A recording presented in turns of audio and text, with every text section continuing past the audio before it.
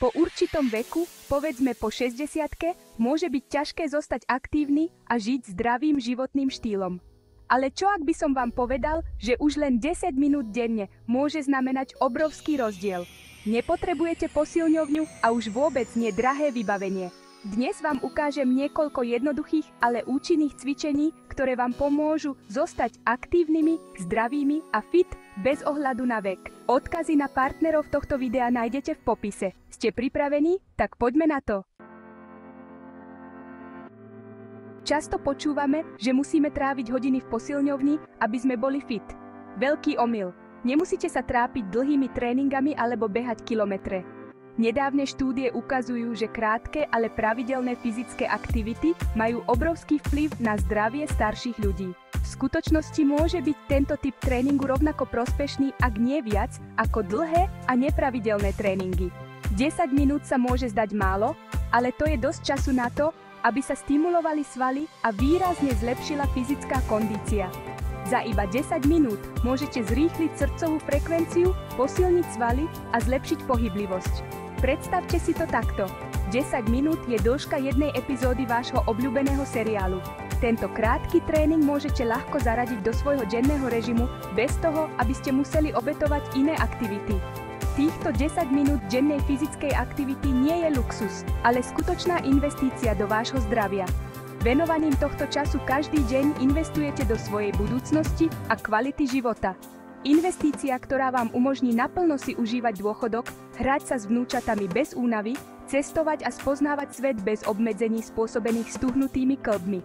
Predstavte si, že môžete zdolávať hory, objavovať nové miesta a zúčastňovať sa na všetkých aktivitách bez pocitu obmedzenia. A to je len začiatok.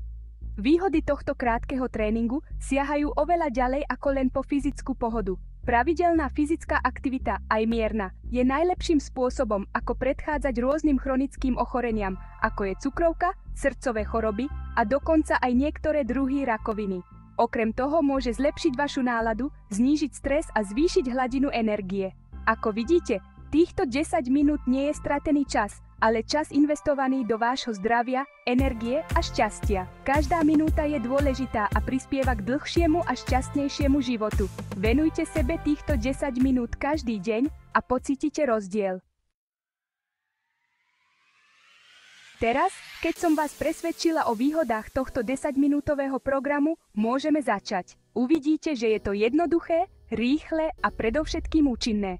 Nepotrebujete žiadne zložité vybavenie. Tieto cviky môžete robiť doma vlastným tempom a bezpečne. Potrebujete len trochu miesta a stoličku na niektoré cviky. Začnite 2 minútami ľahkého rozcvičenia. Toto je dôležitý krok na prípravu tela na záťaž. Robte krúživé pohyby rukami, najprv jedným smerom a potom druhým. Urobte niekoľko ľahkých stretchingových cvikov na zahriatie svalov a kĺbov. Ide o prípravu tela na fyzickú aktivitu bez preháňania. Pomaly, dýchajte zhlboka a vnímajte, ako sa vám svaly uvoľňujú. Teraz je čas na 4 minúty silového tréningu. Tieto cviky sú zamerané na posilnenie svalov a zlepšenie vytrvalosti. Začíname s 10 drepmi s oporou.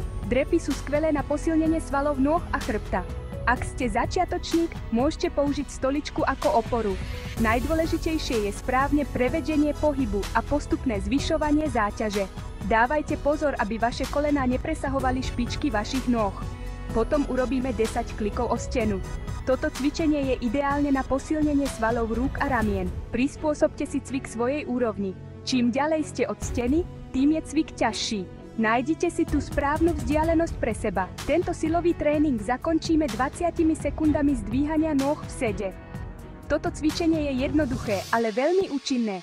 Toto jednoduché cvičenie je ideálne na posilnenie svalov nôh a brucha. Držte chrbát vystretý a pomaly dvíhajte nohy. Nasledujú 2 minúty cvičení na rovnováhu a mobilitu.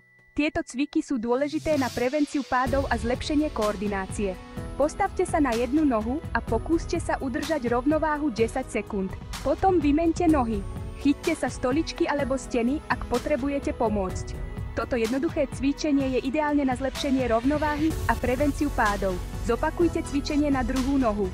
Ukončite túto časť niekoľkými ľahkými stretchingovými cvikmi ramien, chrbta a nôh. Stretching pomáha udržiavať flexibilitu a znižovať svalové napätie. Cieľom je obnoviť pružnosť a pohyblivosť. Ľahko sa ponaťahujte bez toho, aby ste telo nútili a dýchajte zhlboka.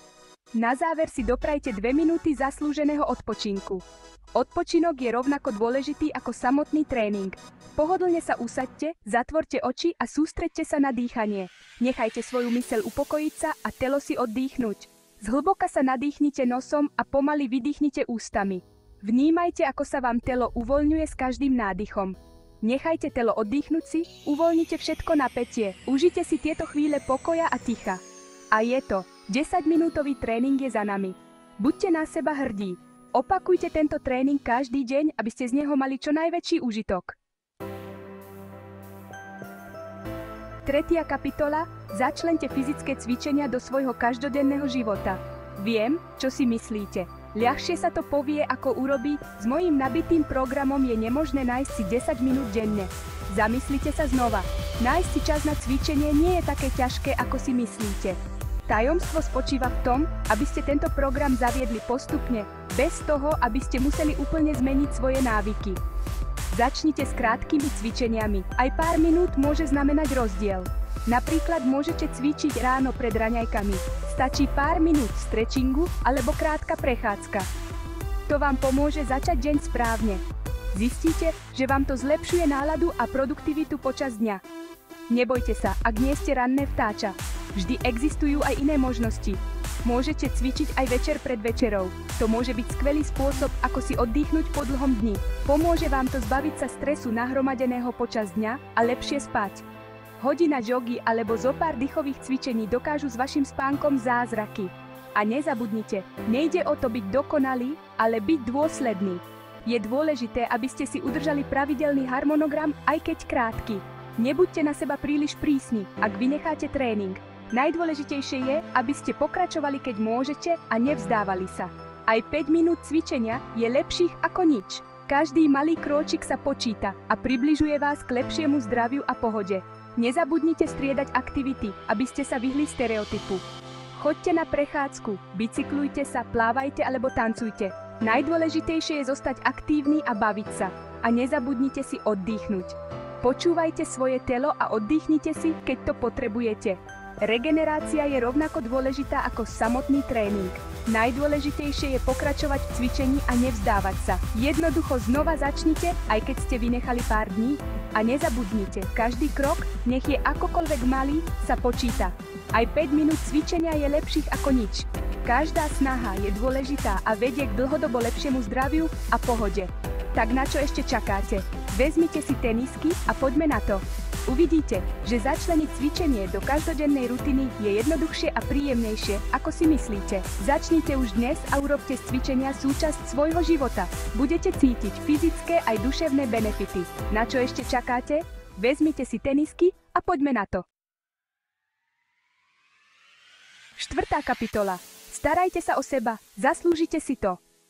Tu sú tie najdôležitejšie tipy, ako si udržať aktivitu a zdravie po 60-ke. Nezabúdajte, že fyzická aktivita, aj mierna, je kľúčom k dobrému zdraviu a šťastnému životu. Preto sa hýbte, tancujte, prechádzajte sa, plávajte, bicyklujte. Nájdite si aktivity, ktoré vás bavia a venujte sa im pravidelne a s radosťou. A predovšetkým nezabudnite podeliť sa o tieto cenné rady so svojimi blízkymi, priateľmi a rodinou. Spoločne sa môžeme starať o svoje zdravie a užívať si každý okamih. Teraz je rad na vás. Rozhodnutie je na vás. Byť fit po 60-ke je možné pre každého. S trochou snahy a pomocou tohto jednoduchého programu môžete zlepšiť svoj každodenný život a cítiť sa energickejšie. Nezabudnite, že dôslednosť je kľúčová. Aj 5 minút je dôležitým krokom k lepšiemu zdraviu. Majte sa krásne a vidíme sa na budúce. Ďakujeme za sledovanie. Nezabudnite sa prihlásiť na odber kanála a zdieľať toto video.